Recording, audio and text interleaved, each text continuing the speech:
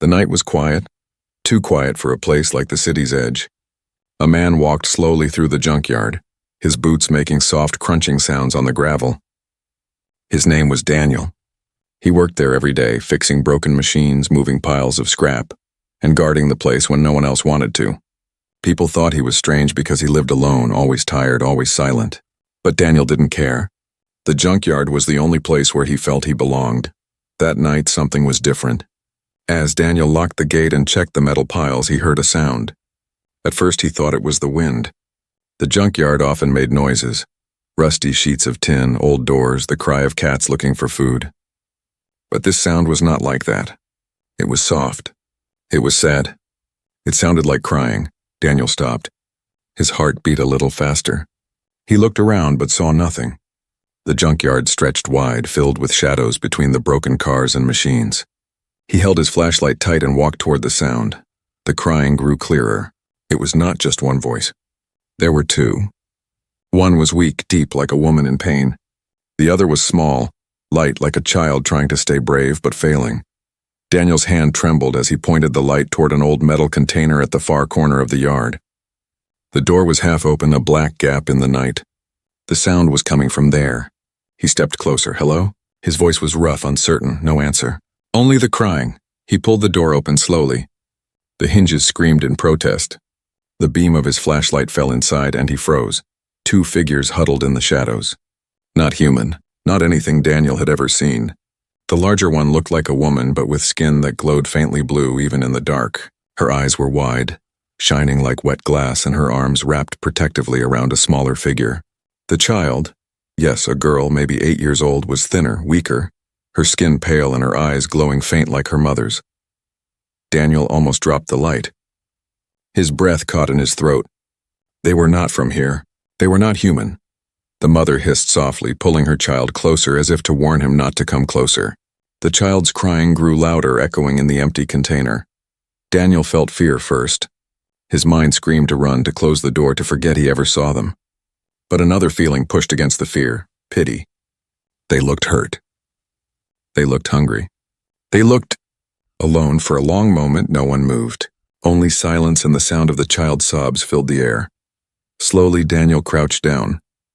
He placed the flashlight on the ground so it would not shine directly at them. His hands lifted, palms open, showing he had no weapon. "I won't hurt you," he said softly. His voice shook, but he tried again. "It's okay. I won't hurt you." The mother's glowing eyes narrowed. She tilted her head, confused, as if trying to understand. The child, however, peeked from behind her arm. Their eyes met. For a second, Daniel forgot they were different species. All he saw was a scared little girl, the same as any human child. Daniel reached into his pocket. He pulled out the sandwich he had saved from his dinner. Slowly, carefully, he placed it on the floor near the door of the container. Then he pushed it a little closer with his boot and stepped back. The little girl's eyes followed the food. She sniffed, then tugged gently at her mother's arm. The mother looked suspicious, but the child's hunger was too strong. Finally, the girl crawled forward, her tiny hands trembling as she grabbed the sandwich. She bit into it quickly, as if afraid it would disappear. Daniel watched in silence. Something heavy shifted in his chest. The mother's eyes softened just a little as she saw her daughter eat. She looked at Daniel again. Not with trust, not yet, but the hatred in her eyes was gone. Daniel stood slowly, backing away. I'll come tomorrow," he whispered, though he wasn't sure if they understood. As he left the container, the night felt colder, but inside him, something burned. He had just seen something no human had ever seen. Aliens, a mother and daughter, lost, hungry, hiding in his junkyard. He locked the gate, but his hands shook the whole time. That night, as he lay in his small room beside the junkyard, he couldn't sleep. The crying voices still echoed in his head. He thought of the child's eyes, glowing yet full of fear. He thought of the mother's protective arms. For the first time in many years, Daniel didn't feel alone, but he also felt danger. If someone else found them, what would happen? Would the world capture them? Would they be hurt? Daniel stared at the ceiling, wide awake. He had made a choice without even knowing it. Tomorrow he would bring more food. He couldn't explain why, but deep inside he already knew. These strangers, these aliens, had entered his life, and nothing would ever be the same again. The next evening, Daniel walked into the junkyard carrying a small bag. Inside were pieces of bread, a bottle of water, and some fruit he bought on the way. His heart beat fast and his hands sweated. All day he had thought about what he had seen, about the glowing mother and her small daughter hiding in the rusted container. He told himself 100 times not to go back. "Leave them," he whispered to himself in the morning. "This is not your problem." But his feet brought him back anyway. He could not forget the little girl's thin hands clutching his sandwich. He could not forget her hungry eyes. The junkyard was quiet again, only the distant sound of traffic from the highway. Daniel pushed the gate open and walked to the corner where the old container stood. The door was still half open, just like last night. He stopped a few steps away. "It's me," he said softly, his voice low, careful not to scare them. "I brought food," no reply, only silence. For a moment, Daniel wondered if they had run away. Maybe they left during the day. Maybe they were gone forever. He sighed, crouched, and placed the bag near the entrance of the container. "If you're still here, this is for you." Daniel turned, ready to walk away. But then he heard it, the soft shuffle of small feet. Slowly, the little girl crawled out from the shadows. Her glowing eyes blinked against the beam of the evening light. She looked at Daniel, cautious but curious. Her mother stayed inside, watching closely, her sharp eyes never leaving him. The girl moved closer to the bag. She touched it, then looked at him again. Daniel gave a small smile and nodded. "It's yours," he said. She opened the bag clumsily, pulling out the bread. She sniffed it, then took a bite. A small sound escaped her lips, a sound like relief. She ate quickly, but not as desperately as before. This time she paused between bites, glancing at him as though trying to understand. Daniel sat down on an old tire nearby, keeping his distance. He didn't want to look threatening. He just watched quietly. After a while, the girl tilted her head. She pointed at the apple in the bag, then looked at Daniel. Slowly, she lifted it and held it toward him. Daniel blinked. For a second, he didn't understand. Then he realized she was offering him food back. "A thank you," his chest tightened. He shook his head gently. "No, you keep it," he whispered. But the girl frowned, almost stubborn. She stretched her small arm forward again. Finally, Daniel accepted it. He took a small bite just to make her happy. The girl's glowing eyes brightened, and for the first time, Daniel heard it. Her laughter. It was soft, musical, almost like wind chimes. The sound made his heart ache. He hadn't heard laughter in his house for years. Not since his wife passed away. Not since he lost the family he once had. The girl crawled back toward the container, holding the bread close to her chest. She leaned against her mother, who had not moved but was watching everything. The mother's face softened for a moment, seeing her daughter safe, fed, and smiling. Daniel stayed where he was, not pushing closer. He understood. Trust takes time. He tried a different approach. Slowly, he tapped his chest with his hand. "Daniel," he said clearly. He repeated it again. "Daniel." The girl tilted her head, curious. She looked at him, then touched her own chest with a small hand. She whispered something in a strange, broken sound. Her name, though Daniel could not understand it. It was soft, like wind blowing through glass. Daniel smiled anyway. He nodded, repeating the sound as best he could. The girl giggled again at his clumsy attempt. Her mother's eyes narrowed, but she did not stop them. Instead, she placed a protective hand on her daughter's shoulder, pulling her gently back inside. The moment was over. The container door closed slowly, leaving Daniel alone in the fading light. But he didn't feel disappointed. Something had changed tonight. It was small, almost invisible, but real. A bridge had been built. A silent exchange between him and the little girl. Daniel picked up the empty bag, turned, and walked back toward his small room. His mind was racing. They were learning to trust him. The girl had laughed. She had even shared food with him. These were not monsters. These were not enemies. They were a family, scared and lost. As he walked, Daniel thought of the glowing eyes. The girl's laugh echoed in his ears. It felt strange but comforting. That night, Daniel sat on his bed, staring at the apple core he had brought back. He didn't throw it away. He placed it on the table instead, as if it was something precious. He realized something then. He wasn't just feeding them. He was part of something bigger, something he could not explain yet. For the first time in years, Daniel smiled before falling asleep. But outside, above the city, far in the dark sky, strange lights flickered, lights that did not belong to airplanes or stars. And without knowing it, Daniel's quiet life in the junkyard had just stepped into something far more dangerous. The nights kept passing, and Daniel returned to the junkyard again and again. At first it was just food, bread, fruit, bottles of water, but soon it became more. He started bringing small blankets, clean clothes he found in thrift shops, and even toys he carved out of wood.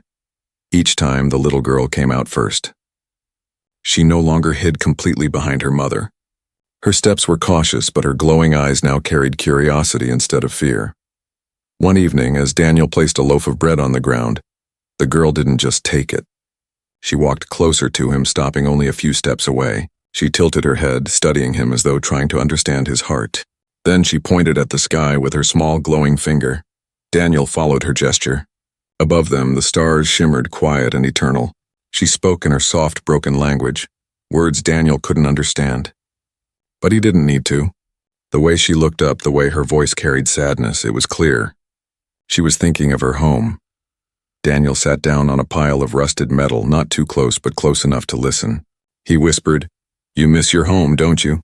The girl looked at him, her glowing eyes blinking, and nodded. That night something shifted. Daniel realized this wasn't just about food or survival. This was about comfort, about connection. He was becoming part of their small world. The next day, Daniel brought an old picture book. It had colorful drawings of animals, cats, dogs, birds. He placed it on the ground and opened it carefully, showing the first page. The girl's eyes widened. She sat across from him, curious, her small fingers touching the drawings. She pointed at the cat and then at the stray cat that often roamed the junkyard. She laughed, comparing the two. Her mother, still hidden in the container, watched silently. Her face was stern, but her body relaxed more each time Daniel and the girl shared these moments. Day after day, they began to learn from each other. Daniel taught the girl simple words. Bread, water, friend. She struggled, her voice carrying strange tones, but she tried. And every time she got close, Daniel clapped softly, making her smile. In return, the girl taught him her own words. Strange sounds, soft and musical. Daniel repeated them awkwardly, making her laugh until her glowing eyes sparkled with joy. It was a silent exchange, a growing bond built without need for full language, but not everything was peaceful. One night, as Daniel was leaving food, the girl suddenly froze. Her glowing eyes looked past him toward the dark sky. She whispered something to her mother, who stepped out of the shadows. The mother's face was tense. Her eyes scanned the heavens as though searching for something unseen. Daniel turned too. At first he saw nothing but stars. Then he noticed 3 lights moving together, too fast, too perfect to be airplanes. They cut across the sky in silence before vanishing. The mother pulled her daughter back, holding her tightly. Her voice was sharp, urgent. The girl whimpered, pressing her face into her mother's chest. Daniel felt his chest tighten. He didn't know what those lights were, but he understood the fear in their reaction. Whoever they were hiding from, they were still out there. The following days, Daniel became even more careful. He avoided workers in the junkyard, making sure nobody followed him when he carried food to the corner. He covered the container with extra sheets of metal to keep it hidden. The little girl noticed his efforts. One evening, she walked up to him carrying something in her hands, a small piece of metal shaped into a circle. She placed it in his palm, her glowing fingers brushing against his rough skin. Daniel studied it. It wasn't just scrap. The edges were too clean, too precise. It looked like part of something. Advanced. The girl pointed at it, then at him, then whispered a word. He didn't understand the meaning, but he felt it. It was a gift. He closed his fingers around it, nodding. "Thank you," he said softly. The girl smiled, and for the first time, Daniel felt something powerful. It wasn't just pity or kindness anymore. It was connection. That night, Daniel sat in his small room staring at the piece of alien metal. He placed it on his table beside the apple core from before. His life, once empty, now had meaning again, but deep down he knew it couldn't last forever. The glowing mother and daughter were not safe. The strange lights in the sky proved that danger was near. Yet as he remembered the girl's laughter and the way she shared her strange words with him, Daniel made a silent promise. He would protect them. No matter what, Because for the first time in years, Daniel didn't feel like a lonely man in a junkyard. He felt like he was part of a family again. The junkyard was Daniel's world. Piles of broken machines, old cars, and rusted metal surrounded him every day. For years, nobody cared what happened inside. It was forgotten land. But now, for the first time, Daniel wanted it to stay forgotten. Because hidden in that corner container was a secret bigger than anything he could imagine. An alien mother and her daughter, who now trusted him more each day. But secrets never stay hidden for long. One afternoon, while Daniel was fixing a broken generator, he noticed a black car parked outside the junkyard gate. It wasn't a normal visitor. No one ever came here unless they needed parts. The car was shiny, new, too clean for this dusty place. Two men stepped out. They wore dark suits, the kind that didn't belong anywhere near scrap and rust. Their eyes scanned the yard, sharp and cold. Daniel froze, wiping his hands on a rag. Something about them felt wrong. They weren't buyers. They weren't mechanics. They were hunters. "Afternoon," one man said, his voice low but firm. "You work here?" Daniel nodded slowly. "Yeah, been here a while." The second man stepped closer, his eyes narrowing. "You notice anything unusual around here? Strange noises? Strange people?" Daniel's chest tightened. He forced himself to stay calm. "This is a junkyard," he said with a shrug. "Strange noises are everywhere. Metal shifting, cats fighting, wind blowing. Nothing special." The men exchanged a quick look. They didn't believe him, not fully. But they didn't press harder, not yet. "Call us if you see anything unusual," the first man said. He slipped a card into Daniel's hand. No name, no company, just a phone number. Then they left as quietly as they came, their black car disappearing into the road. Daniel stared at the card. His hands shook. He knew what this meant. Someone was searching. Someone knew. That night he walked quickly to the container. The mother and daughter were waiting. The girl ran to greet him with her glowing smile, but Daniel's face was heavy with worry. He crouched, placing the food down, then looked at the mother. Her sharp eyes studied him, as if she already sensed the change in his mood. "People came," Daniel whispered, though he knew they wouldn't understand every word. He pointed outside the junkyard, then made a gesture like searching eyes. "They're looking for you." The mother stiffened. Her arm pulled her daughter close. Her glowing eyes flared brighter, filled with fear and anger. She spoke in her strange, soft language, the words sharp and quick. Daniel couldn't understand, but he didn't need to. The meaning was clear. "They've found us." The little girl pressed against her mother, her glowing eyes wide with fear. Daniel reached out gently, his rough hand brushing the girl's hair. "It's okay," he whispered. "I won't let them hurt you." The mother's gaze locked on him. For a moment, silence filled the air. Then she did something unexpected. She reached into the shadows and pulled out a small device. It looked like a piece of crystal and metal fused together, glowing faintly blue. She held it in both hands, showing it to Daniel. "This," she whispered in broken English, her voice strange but clear enough. "Danger," Daniel's eyes widened. She could speak just a little, enough to warn him. The device pulsed with light, faint but steady. Daniel didn't understand how, but he felt it. This was no ordinary tool. It was something alive, something powerful. The mother quickly hid it again, clutching her daughter close. Her message was clear. If the hunters found this, everything would be lost. Daniel nodded firmly. "Then we'll hide better," he said. The next days were filled with fear. Daniel changed his routine. He stopped using the main gate at night. Instead, he slipped in quietly, moving food under piles of scrap, hiding his visits so nobody noticed. But the men in black came back. Sometimes they parked across the road. Sometimes they walked near the fence, pretending to inspect old machines. Their eyes scanned everything, searching, waiting. One evening, Daniel spotted one of them holding a strange device like a scanner. The man pointed it toward the junkyard, watching the screen carefully. Daniel's stomach twisted. They weren't just guessing.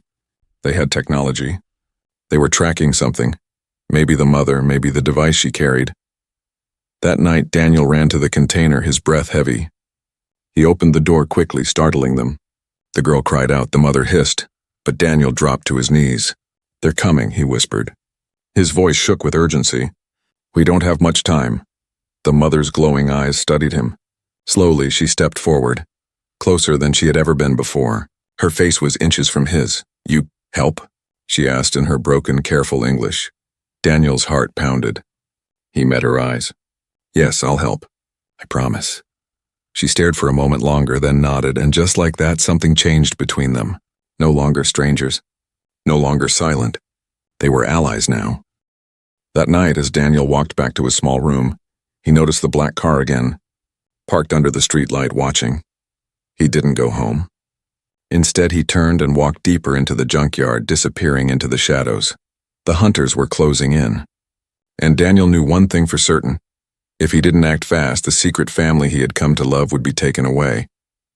The junkyard no longer felt safe. Every shadow looked like danger. Every car that passed by felt like a spy. Daniel worked during the day as usual, but his eyes were always moving, scanning the fences, the road, the corners. The black car still appeared from time to time, and the men in suits were never far. He knew it was only a matter of days before they found the container. And if they did, the mother and daughter would be gone forever. That night, Daniel brought a small lantern with him. He walked quietly to the container, carrying food and blankets, his heart heavy with worry. When he stepped inside, the little girl rushed to him as usual. Her glowing eyes brightened and she hugged his leg.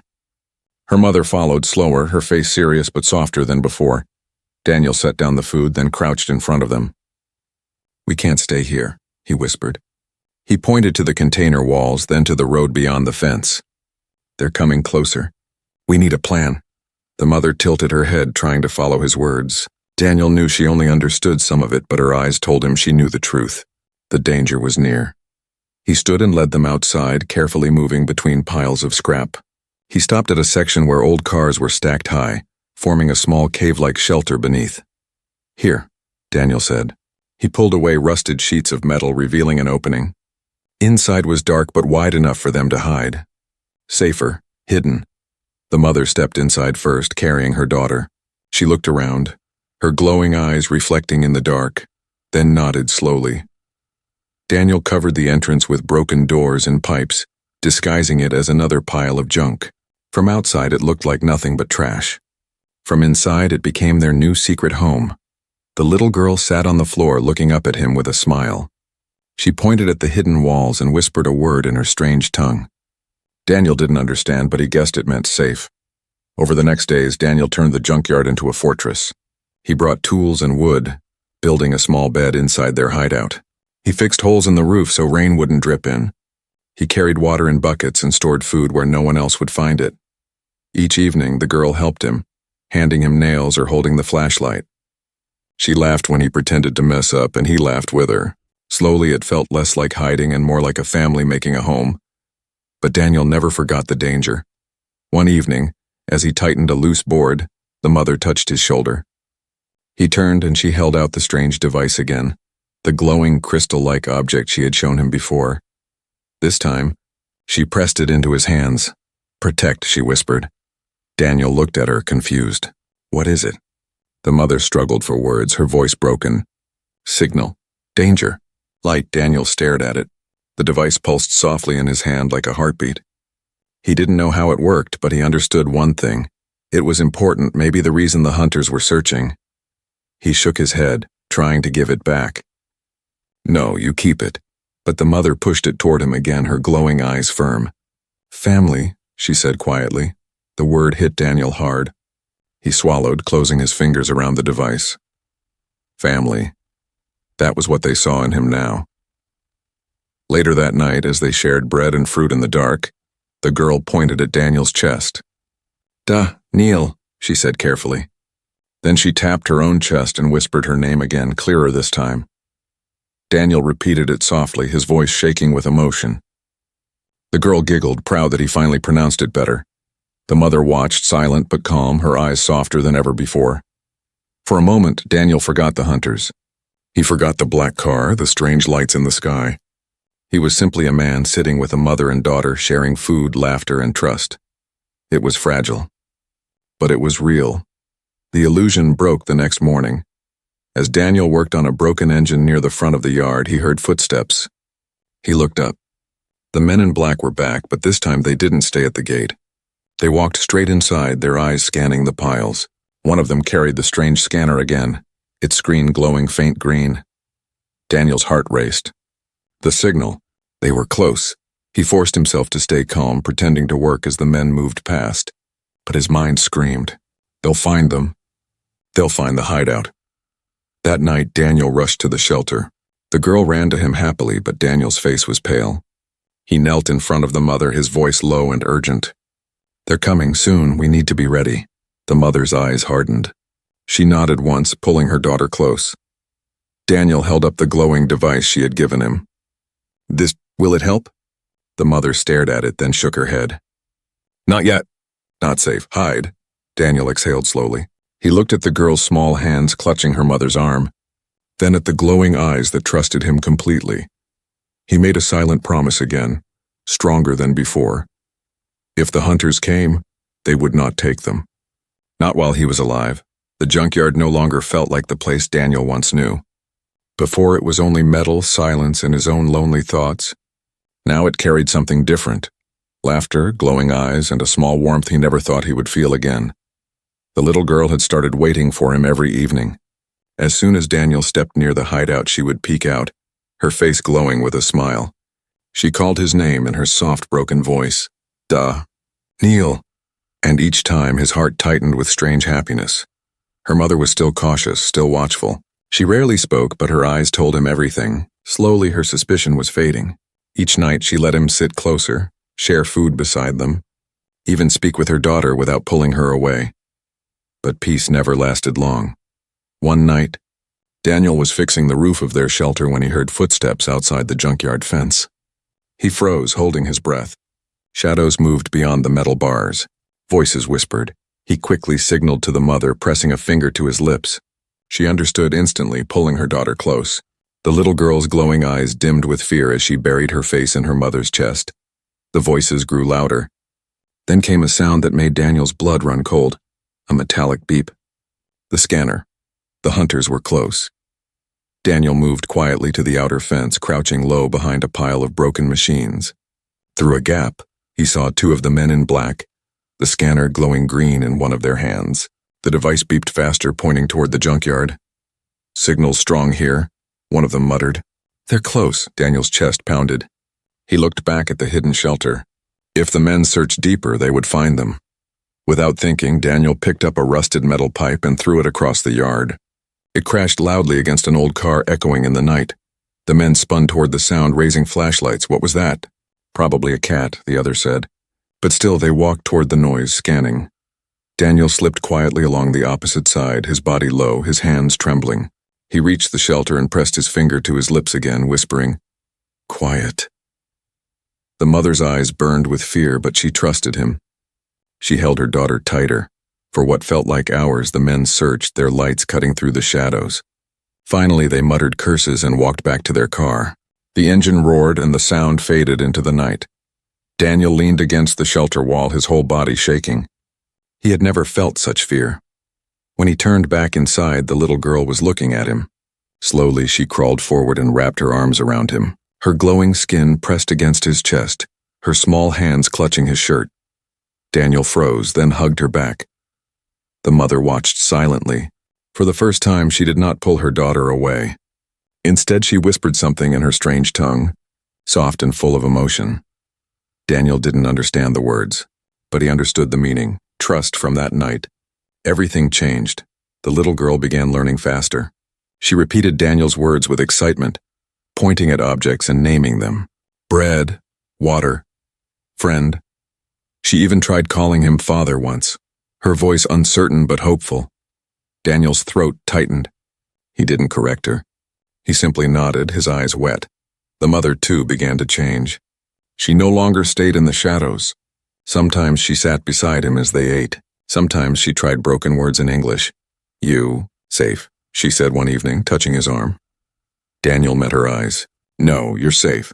Because of me. Her lips curved slightly, almost a smile, but danger was always near. One afternoon, as Daniel was unloading scrap, he saw the black car again. This time it didn't just pass by. It stopped at the far end of the road. The men didn't get out, but they stayed there, watching. Daniel's anger burned. He knew they wouldn't stop. They would keep hunting until they found the mother and daughter.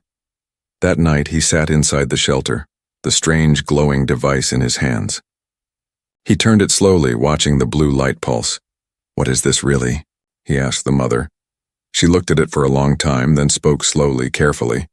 "Home call." Daniel's eyes widened. "A beacon, a signal to bring rescue, but why not use it?"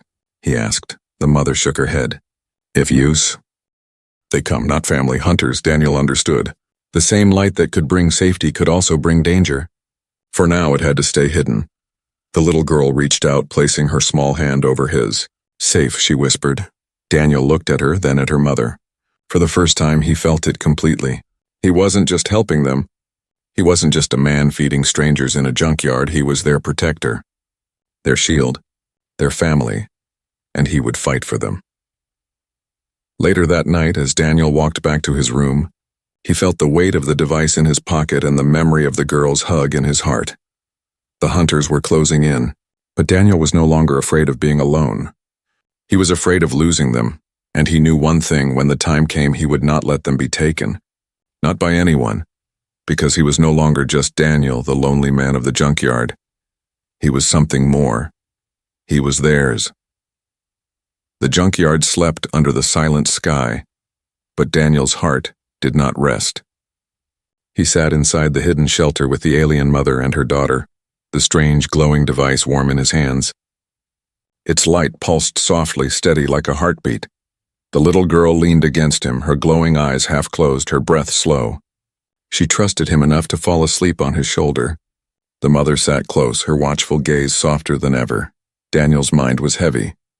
The hunters were too close now.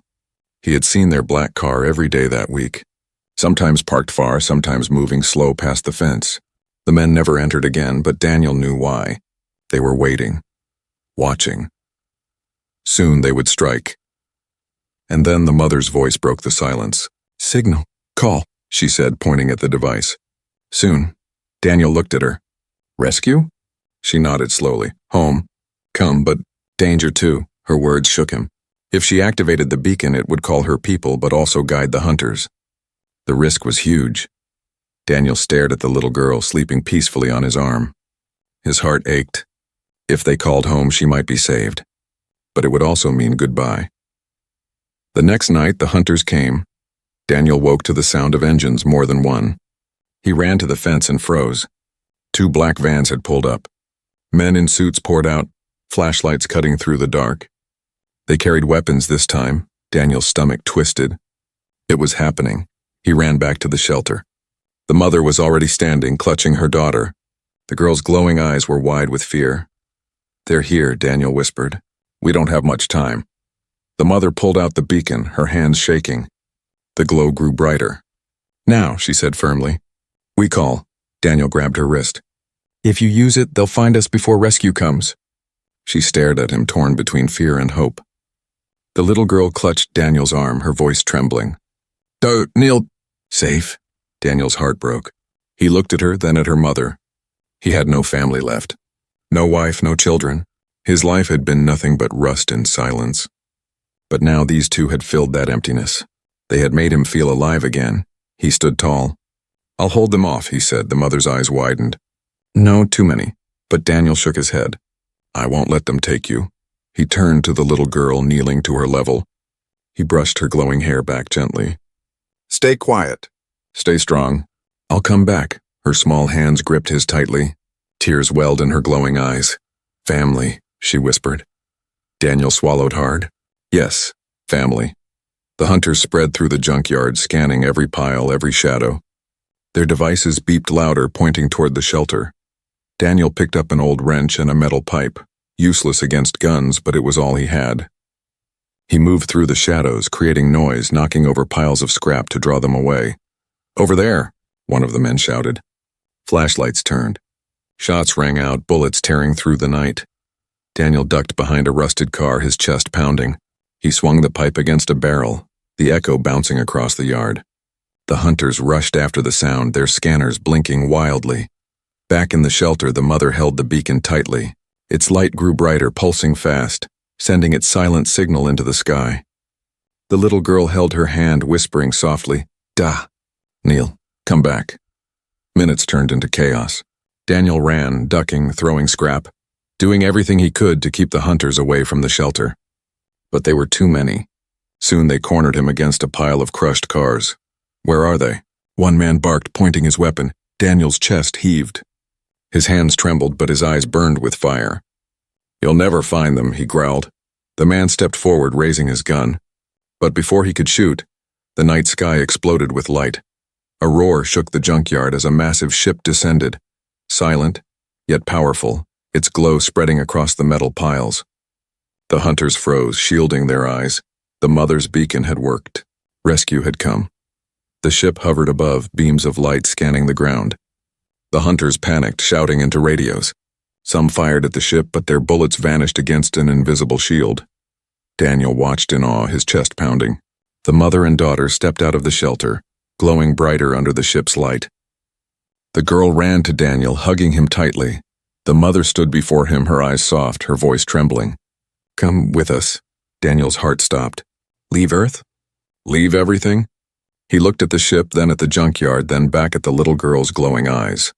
She held his hand tightly, not wanting to let go. For the first time in years, Daniel felt like he belonged somewhere. Not because of the place, but because of the people. No, the family who needed him. He nodded slowly. "Yes, I'm coming." The hunters scattered as the beams of light surrounded Daniel, the mother, and her daughter. Together they rose into the air, leaving behind the junkyard, the rust, and the loneliness. As the ship carried them into the stars, the little girl leaned her head on Daniel's shoulder, whispering softly, "Home." Daniel smiled through his tears. For the first time, he wasn't just a man feeding strangers in the dark. He wasn't alone anymore, he was a father. He was family, and together they were going home.